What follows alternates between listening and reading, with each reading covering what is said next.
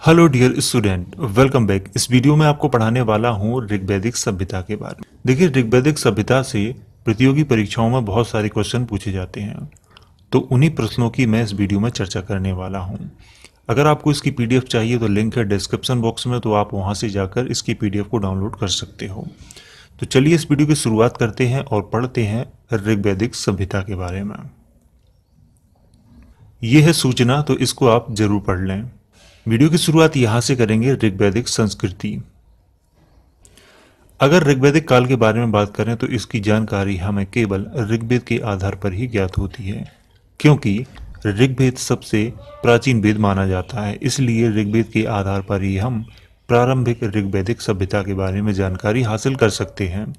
ऋग्वैदिक सभ्यता का समय इतिहासकारों ने 1500 से 1000 ईसा पूर्व के मध्य माना है, और यह समय प्रमाणित नहीं बल्कि अनुमानित है, जिसे इतिहासकारों ने अपने विवेक तथा कुछ तथ्य के आधार पर निर्धारित किया है। अब इसको थोड़ा समझ लेते हैं। ऋग्वैदिक संस्कृति की जो जानकारी है वो हमें कहाँ से मिलती है, तो वो मिलती है हमें ऋग्वेद से। वेद 4 हैं, तो चारों वेदों में सबसे पुराना वेद कौन सा है? ऋग्वेद है। तो ऋग्वेद में ही प्रारंभिक जो जानकारी है वो मिलती है, और यहाँ पर इसका जो समय का निर्धारण किया गया है इतिहासकारों के द्वारा 1500 से 1000 ईसा पूर्व, तो ये अनुमानित है, प्रमाणित नहीं है।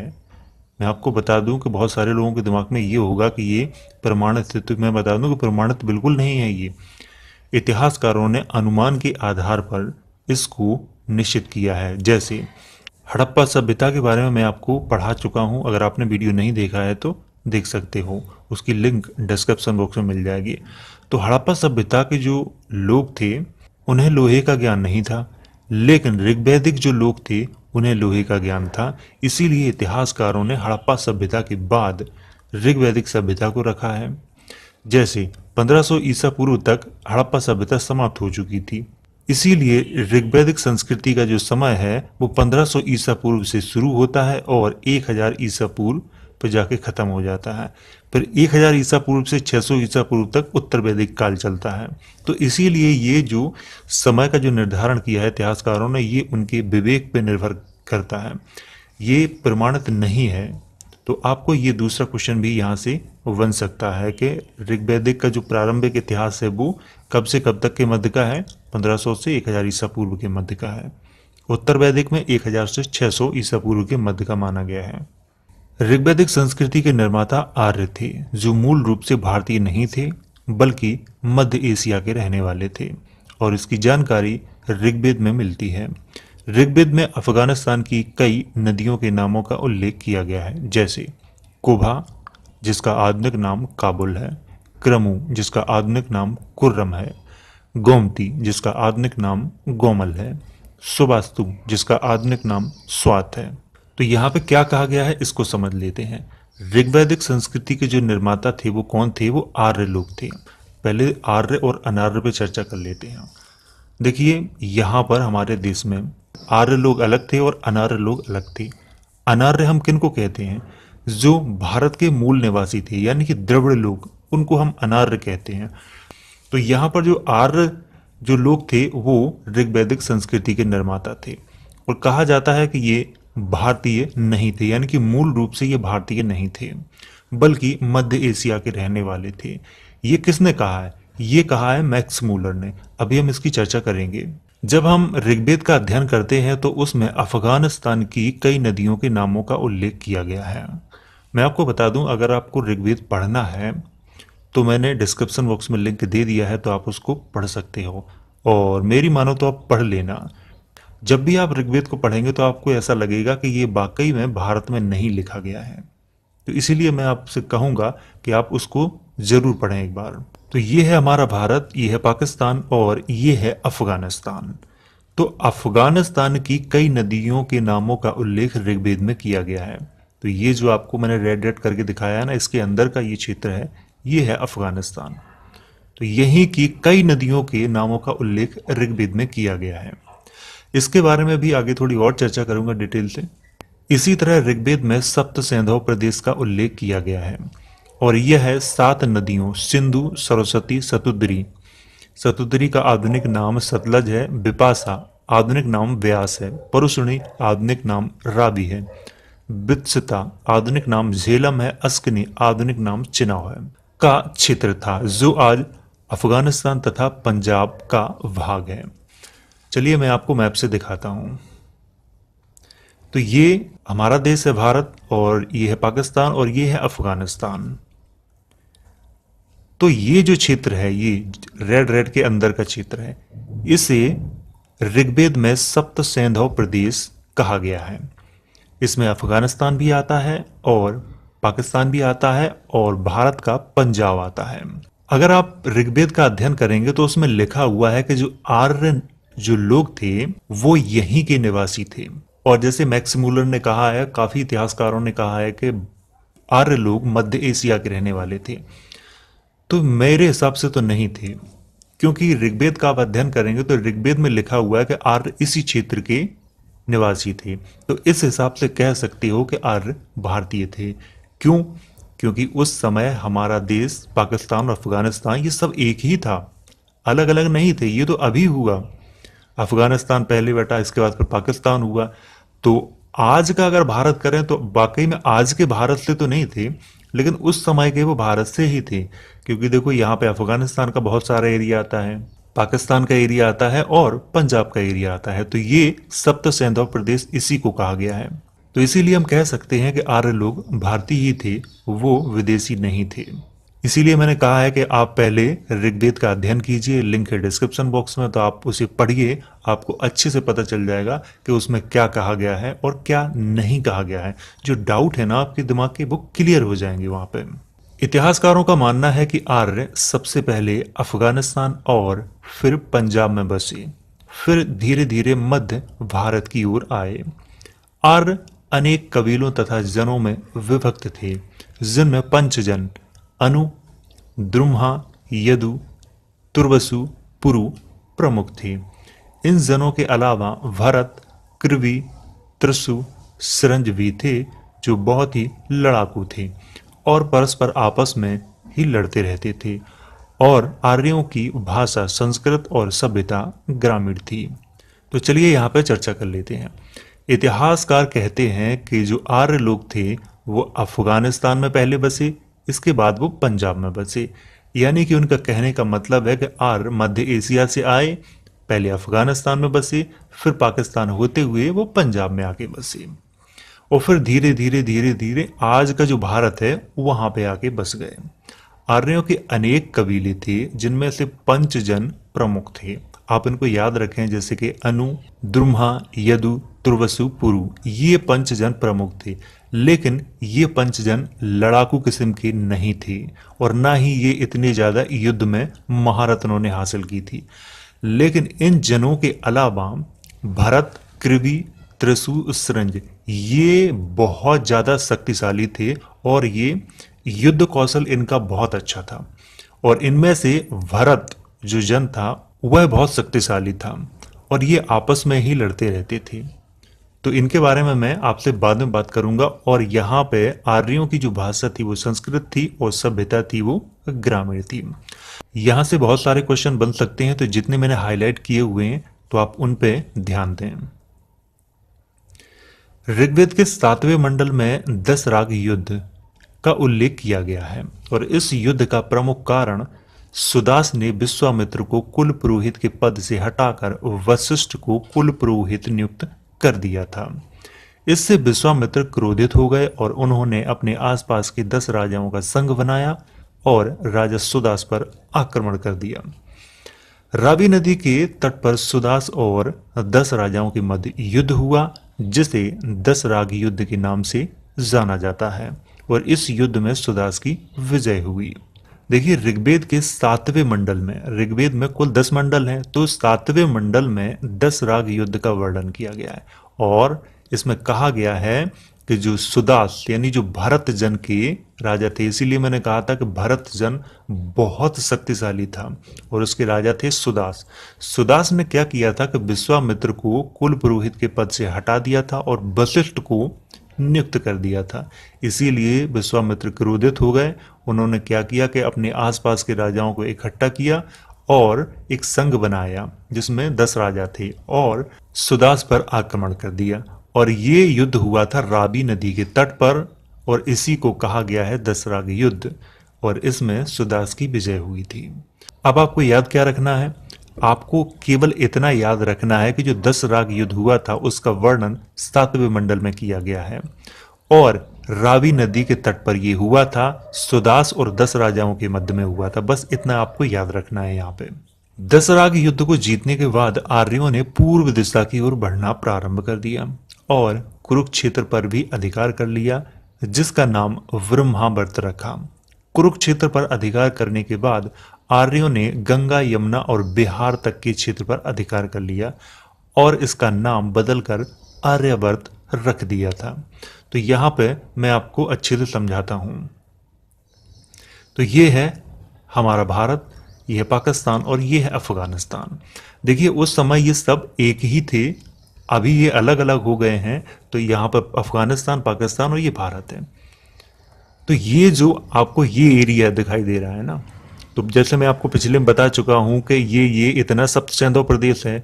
जैसे ही भरत जन ने क्या किया कि ये क्षेत्र जीत लिया था 10 राजाओं से दसराग युद्ध में, तो इसके बाद वो आगे बढ़े। आगे बढ़ते हुए कुरुक्षेत्र, गंगा, यमुना यानी कि उत्तर प्रदेश, बिहार और बंगाल तक का ये क्षेत्र उन्होंने जीत लिया था।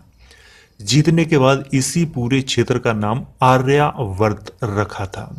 हम लोग क्या सोचते हैं कि पूरे भारत का नाम आर्यावर्त था, तो पूरे भारत का नाम कभी भी आर्यावर्त नहीं रहा है। हाँ, उस समय इधर कौन रहता था? दक्षिण भारत में इधर द्रविड़ लोग रहते थे, लेकिन इस तरफ के भारत का क्या नाम था उस समय? इसकी चर्चा किसी भी ग्रंथ में नहीं की गई है, ना तो ऋग्वेद में की गई है और ना ही किसी अन्य प्राचीन वेद में की गई है। तो उस समय इस तरफ के भारत का क्या नाम था उसकी जानकारी कहीं नहीं मिलती है। तो अब आपको समझ में आ गया होगा कि आर्यावर्त किस क्षेत्र को कहा जाता था। देखिए ये जो जानकारी है मैं ऋग्वेद के आधार पर ही दे रहा हूं, इसीलिए मैं कह रहा हूं आपसे कि आप जाइए डिस्क्रिप्शन बॉक्स में और ऋग्वेद को पढ़िए ताकि आपको अच्छे से जानकारी मिल जाए। क्योंकि भारतीय इतिहासकारों ने तो कहा है कि पूरे भारत का नाम आर्यावर्त था, तो पूरे भारत का नाम आर्यावर्त नहीं था। ये ऋग्वेद में आप जाइए, पढ़िए, आपको अच्छे से पता चल जाएगा। तो उम्मीद है अब आपको समझ में आ गया होगा ये। अब करते हैं आर्यों के साहित्य पे बात। आर्यों के प्रारंभिक साहित्य वेद थे जिनकी संख्या 4 है और सबसे प्राचीनतम वेद ऋग्वेद है तथा सबसे अंतिम वेद अथर्ववेद है। तो यहाँ पर देखो ऋग्वेद, यजुर्वेद, सामवेद, अथर्ववेद। तो सबसे प्राचीन वेद ऋग्वेद है और सबसे अंतिम वेद है अथर्ववेद है। तो आप इनको याद रखें यहाँ पे इनको, क्योंकि चारों वेद आपको याद होने चाहिए, ऋग्वेद, यजुर्वेद, सामवेद और अथर्ववेद। अब करते हैं ऋग्वेद पे बात। ऋग्वेद का अर्थ होता है श्लोकों का वेद। ऋग्वेद की रचना संभवतः सप्तसेंधव प्रदेश, आधुनिक अफगानिस्तान और पंजाब में हुई है। इसमें 10 मंडल हैं। ऋग्वेद में मंत्रों के संग्रह को सूक्त कहा जाता है। वेदों का संकलन महर्षि कृष्ण द्वैपायन ने किया है जिन्हें वेद व्यास भी कहा जाता है। ऋग्वेद में मंत्रों के रचयिता विश्वामित्र, वामदेव, वशिष्ठ, भारद्वाज को माना जाता है और ऋग्वेद के 2 से 7 तक के मंडलों को ही सबसे पुराना माना गया है। तो चलिए इसकी चर्चा कर लेते हैं। यहाँ पर देखिए, यहाँ पर कहा गया है कि ऋग्वेद की जो रचना है वो संभवतः सप्तसेंधव प्रदेश, मैंने आपको बताया था कि यह है सप्तसेंधव प्रदेश। सप्तसेंधव प्रदेश का मतलब है कि अफगानिस्तान, पाकिस्तान और पंजाब का जो एरिया था उसे ही सप्तसेंधव प्रदेश कहा गया है। और ऋग्वेद में यह भी कहा गया है कि आर्य लोग इसी एरिया के यानी कि इसी देश के निवासी थे और उसी प्रदेश में ये लिखा गया था और संभवतः लिखा गया था, ऐसा मान सकता हूं, निश्चित नहीं कह सकता कोई भी, क्योंकि जब आप ऋग्वेद को पढ़ेंगे तो आपको उसी क्षेत्र की सबसे अधिक जानकारी प्राप्त होती है। इसीलिए निश्चित तौर पे आप कह सकते हैं कि सप्तसेंधव प्रदेश में ही ऋग्वेद की रचना हुई थी। और ऋग्वेद में 10 मंडल हैं और यहाँ पर मंत्रों के संग्रह को सूक्त कहा जाता है। तो पहले इसको समझ लेते हैं। तो देखो यहाँ पर मंत्र कुछ लिखे होंगे 10, 12, 20, 25 इस तरह के लिखे हैं। तो 10, 12, 20, 25 को इस तरह के मिला के एक सूक्त का निर्माण होता है। ठीक है, तो उसी को सूक्त कहा जाता है, यानी कि मंत्रों के संग्रह को सूक्त कहा जाता है। वेदों का संकलन महर्षि कृष्ण द्वैपायन, जिन्हें वेद व्यास कहा जाता है। तो आप वेद व्यास याद रखें कि वेदों का संकलन किसने किया था? वेद व्यास ने किया था। ऋग्वेद में मंत्रों के रचयिता विश्वामित्र, वामदेव, वशिष्ठ और भारद्वाज को माना जाता है। तो आपको याद रखने की जरूरत है किस किस को? विश्वामित्र, वामदेव, वशिष्ठ और भारद्वाज, क्योंकि यही सबसे ज्यादा प्रमुख नाम चर्चा में रहते हैं। ऋग्वेद के 2 से 7 तक के मंडलों को ही प्राचीन माना गया है, यानी ऋग्वेद में 10 मंडल हैं, तो 10 में से 2, 3, 4, 5, 6, 7 इनको ही सबसे पुराना माना गया है, और बाकी पहला, 8वां, 9वां और 10वां इनको प्राचीन नहीं माना गया है, इनको नया माना गया है। तो आपको यहाँ पर जितना मैंने हाईलाइट किया हुआ है इनको याद रखें। ये बहुत अच्छे प्रश्न हैं जो एग्जाम में आपसे पूछे जा सकते हैं या नहीं भी पूछे जा सकते हैं, तब भी हमें ये याद रखना चाहिए, क्योंकि ये हमारे वेद हैं, इनके बारे में हमें अच्छे से जानकारी होनी चाहिए। ऋग्वेद के 3 मंडल में सूर्य देवता सवित्र को समर्पित गायत्री मंत्र का उल्लेख किया गया है, और 8वें मंडल में हस्तलिखित मंत्रों को खिल कहा जाता है, और 9वें मंडल में सोम रस को देवता कहा गया है। ऋग्वेद के 10वें मंडल में वर्ण व्यवस्था का उल्लेख किया गया है। ऋग्वेद में ही आर्यों के देवता इंद्र को प्रसन्न करने के लिए 250 मंत्रों और अग्नि को प्रसन्न करने के लिए 200 मंत्रों की रचना की गई है। तो चलिए इसको समझ लेते हैं। देखिए, ऋग्वेद के 3 मंडल में गायत्री मंत्र का उल्लेख किया गया है। गायत्री मंत्र आप सबको याद होगा, बहुत बहुत ज्यादा फेमस है ये, और गायत्री मंत्र वैसे भी आपको याद होना चाहिए। तो गायत्री मंत्र का उल्लेख कहाँ किया गया है? ऋग्वेद के 3 मंडल में। 8वें मंडल में हस्तलिखित मंत्रों को खिल कहा गया है, तो ये भी आप याद रखें। 9वें मंडल में सोम रस को देवता कहा गया है। अब ये सोम रस क्या होता है? देखिए, जैसे आज हम शराब पीते हैं ना, जिसमें नशा हो जाता है, तो उस समय शराब तो नहीं चलती थी ना, तो सोम रस पिया जाता था, तो उससे क्या है, नशा हो जाता था हल्का फुल्का, तो उसी को सोम रस कहा जाता था। लेकिन 9वें मंडल में उसे देवता कहा गया है। ऋग्वेद के 9वें मंडल में क्या कहा गया है? सोम रस को देवता कहा गया है। और ऋग्वेद के 10वें मंडल में वर्ण व्यवस्था का उल्लेख मिलता है। वर्ण व्यवस्था का उल्लेख का मतलब है ब्राह्मण, क्षत्रिय, वैश्य और शूद्र, और उस समय ये कर्म पर आधारित थे, न कि जन्म पर। और यहाँ पर ऋग्वेद में ही इंद्र को प्रसन्न करने के लिए 250 मंत्रों और अग्नि को प्रसन्न करने के लिए 200 मंत्रों की रचना की गई है। तो यहाँ पर जितने मैंने हाईलाइट किए हुए हैं ये बहुत ही महत्वपूर्ण प्रश्न है, तो इनको आप अच्छे से याद रखें। दूसरा वेद है यजुर्वेद। इस वेद में यज्ञ करने तथा उसके विधि विधानों की विस्तार पूर्वक चर्चा की गई है, और यजुर्वेद ही एक ऐसा वेद है जो गद्य एवं पद दोनों में है। देखो, यहाँ पे कहने का मतलब है कि जो यजुर्वेद है, इस वेद में यज्ञ करने और उसके विधि विधानों, यानी कि यज्ञ कैसे किया जाएगा, सारी जो विस्तार पूर्वक चर्चा है वो यजुर्वेद में की गई है। और यजुर्वेद ही एकमात्र ऐसा वेद है जो गद्य एवं पद दोनों में है। ये प्रश्न बहुत बार एग्जाम में पूछा जा चुका है। तीसरा वेद है सामवेद। इस वेद में यज्ञों के अवसर पर गाए जाने वाले मंत्रों या गीतों का वर्णन मिलता है, और इसे ही भारतीय संगीत का मूल कहा जाता है। देखो, यहाँ पे कहने का मतलब है कि जब यज्ञ होता था तो उसी समय मंत्र या फिर कुछ गीत जो गाए जाते थे, तो उनका जो वर्णन है वो कहाँ मिलता है? वो सामवेद में मिलता है। और भारतीय संगीत का मूल भी सामवेद को ही माना जाता है, तो इसलिए आप इसको याद रखें अच्छे से, और यजुर्वेद को भी याद रखें। अब आते हैं चौथे वेद अथर्ववेद पे। अथर्ववेद को अथर्वा ऋषि ने लिखा है, और इस वेद में रोग निवारण, जादू टोना, तंत्र मंत्र, साप वशीकरण, प्रेम विवाह, अंधविश्वास आदि का उल्लेख किया गया है। अथर्ववेद में लड़कियों के जन्म की निंदा की गई है। तो चलिए इसे थोड़ा समझ लेते हैं। आपको याद क्या रखना है कि अथर्ववेद को किसने लिखा है? अथर्वा ऋषि ने। और ये किससे संबंधित है? आप सीधे तौर पे याद रखें कि आप कभी कभी बसों में तो गए ही होंगे, तो उसमें छोटे छोटे स्टिकर लगे होते हैं, उसमें लिखा होता है कि 24 घंटे में आपका प्यार आपके पास है। ऐसी अंडरस्टैंड बातें लिखी होती हैं उसमें। आप जिससे चाहो शादी करो, मतलब ऐसी फालतू बातें लिखी होंगी, आप यहाँ पे कॉल करो, ये करो, वो करो। तो ये जो चीज है ना, तो वो अथर्ववेद से ही ये लोग लेते हैं, और अथर्ववेद में जादू टोना, तंत्र मंत्र, सांप बसीकरण, प्रेम विवाह, ये सारी चीजों का उल्लेख किया गया है। तो बस आपको इतना याद रखना है। और अथर्ववेद में लड़कियों के जन्म की निंदा की गई है। उसमें कहा गया है कि लड़कियां होना अच्छा नहीं होता है।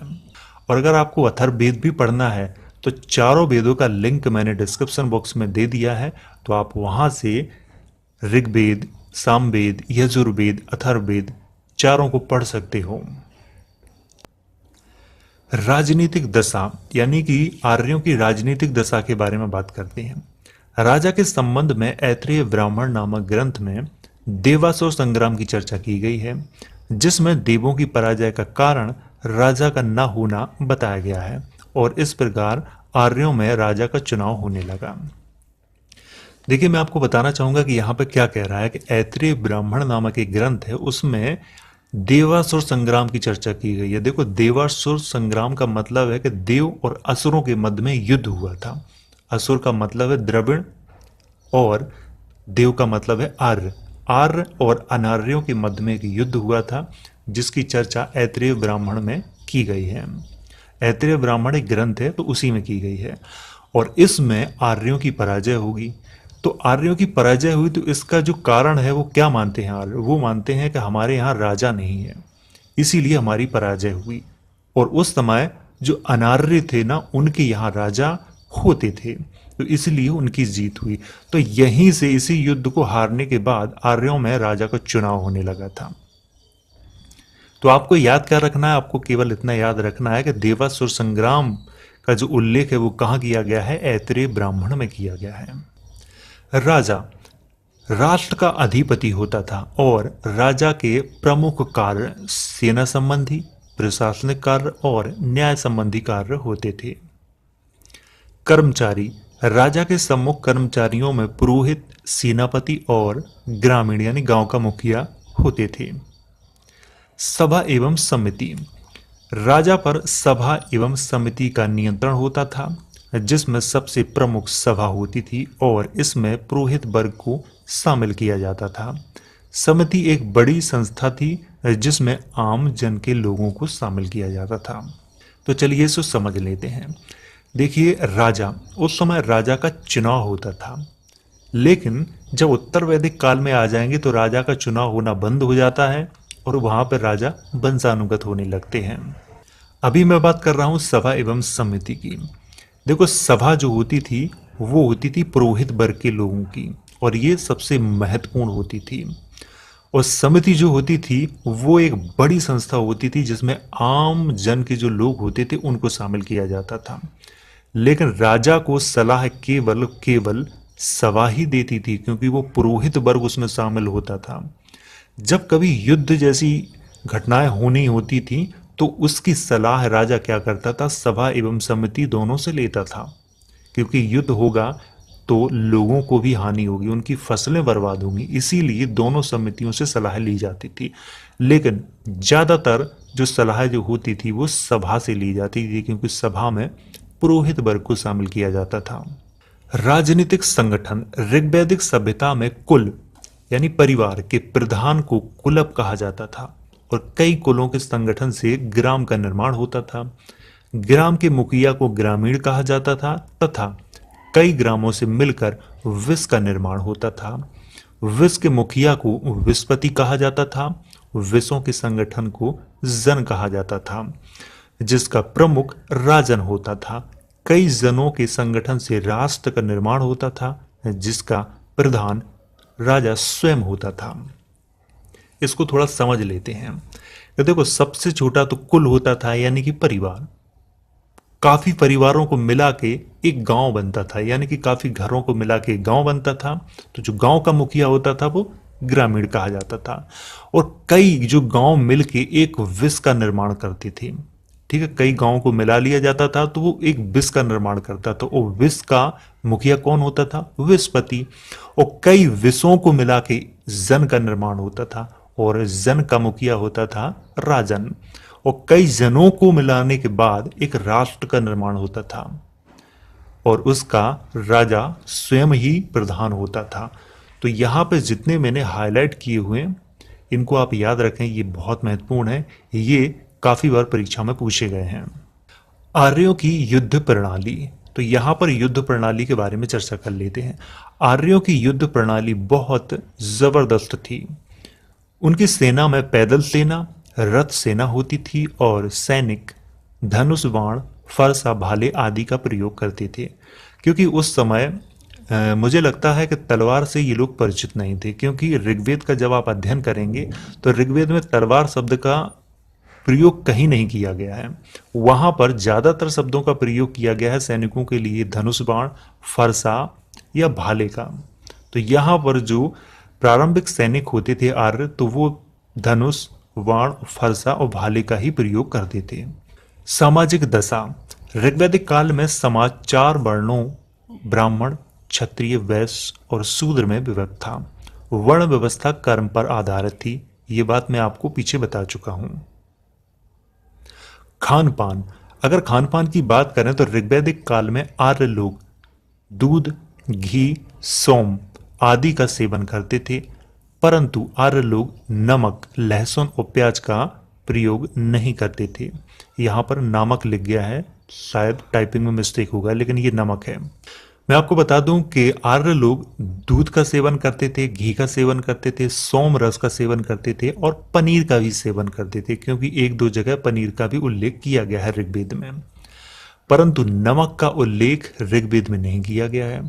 लहसुन और प्याज को कहा गया है कि ये अनार्य लोग यानी कि असुर लोग खाते हैं, इसीलिए लहसुन और प्याज के बारे में ऋग्वेद में लिखा है कि ये असुरों के भोजन थे। असुरों का मतलब है द्रविड़ लोगों के भोजन थे, इसीलिए आर्य लोग इनका सेवन नहीं करते थे।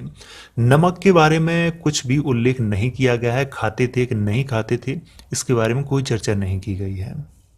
आर्थिक दशा, ऋग्वैदिक काल में आर्य लोग कृषि और पशुपालन का कार्य करते थे। कृषि में चावल, जौ, सरसों, तिल, मसूर आदि की पैदावार करते थे। पशुपालन में सबसे प्रिय गाय और घोड़ा था। तो आपको यहाँ याद रखना है कि जो आर्य लोग होते थे वो व्यापार नहीं करते थे, बल्कि कृषि का काम करते थे या फिर पशुपालन का काम करते थे। कृषि में चावल, जौ, सरसों, तिल, मसूर आदि की पैदावार करते थे। पशुपालन में तो आपको पता ही है, गाय उनका सबसे प्रिय और घोड़ा उनका सबसे प्रिय होता था। तो यहाँ पर ये गाय लिख गया है, ये शायद टाइपिंग में मिस्टेक हो जाती है, ये तो यहाँ पर आप सही कर लें, से गाय है ये। धार्मिक दशा, ऋग्वैदिक काल में आर्य लोग यज्ञ के माध्यम से इंद्र और अग्नि की पूजा करते थे, जिसमें इंद्र के लिए 250 और अग्नि के लिए 200 मंत्रों का उच्चारण किया जाता था। मैं आपको बता दूं कि बहुत सारे इतिहासकारों ने लिखा हुआ है कि शुरुआती जो आर्य थे वो प्रकृति के उपासक थे, लेकिन अगर आप ऋग्वेद का अध्ययन करेंगे तो ऐसा नहीं है। ऋग्वेद में स्पष्ट रूप से लिखा गया है कि आर्य लोग अपने देवता इंद्र और अग्नि की पूजा करते थे, मतलब अग्नि को भी देवता मानते हैं और इंद्र को भी देवता मानते हैं। और इंद्र को खुश करने के लिए यज्ञ होता था और यज्ञों में 250 मंत्रों का उच्चारण किया जाता था इंद्र के लिए, और 200 मंत्रों का उच्चारण किया जाता था अग्नि को खुश करने के लिए। तो इसीलिए स्पष्ट रूप से नहीं कहा जा सकता कि शुरुआती जो आर्य लोग थे वो प्रकृति के उपासक थे, क्योंकि उस समय यज्ञ बहुत होते थे। यज्ञों के माध्यम से वो अपने ही पूर्वजों यानी अपने ही राजाओं की वो पूजा करते थे, जिसमें अग्नि और इंद्र सबसे प्रमुख थे। ऐसे ही उत्तर वैदिक काल में आ जाएंगे तो उत्तर वैदिक काल में क्या होता है कि तमाम देवी देवता और जुड़ जाते हैं, तो उसकी मैं आगे आने वाली वीडियोज में चर्चा करूंगा। अगर आपको ये वीडियो समझ में नहीं आया है तो आप इसे दोबारा देख सकते हैं, जितनी बार चाहें देख सकते हैं। और आपको वेद पढ़ने हैं चारों, तो लिंक है डिस्क्रिप्शन बॉक्स में, तो आप वहाँ से जाइए, उन चारों वेदों को डाउनलोड कीजिए, PDF फॉर्मेट में है, तो आप उन्हें पढ़ सकते हैं। क्योंकि जब मैंने पहले इतिहासकारों को पढ़ा था ऋग्वैदिक संस्कृति को जानने के लिए, तो ऋग्वैदिक संस्कृति को जानने के लिए जब मैंने इतिहास पढ़ा तो उसमें बहुत अलग अलग तरह से चर्चा की गई है ऋग्वैदिक आर्य लोगों की।